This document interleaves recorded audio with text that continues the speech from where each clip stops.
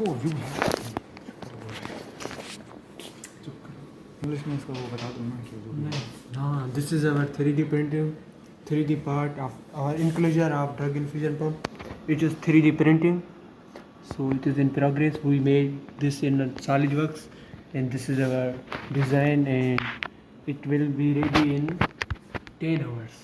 Okay, so what you think that Ultimaker is better than this Parusa printer?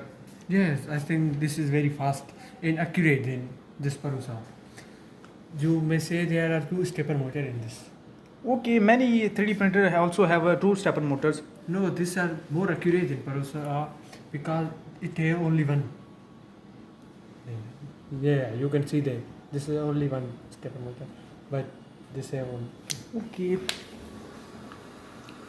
Time left 10 hours. Okay. So what is time now? मुझे खाने वाला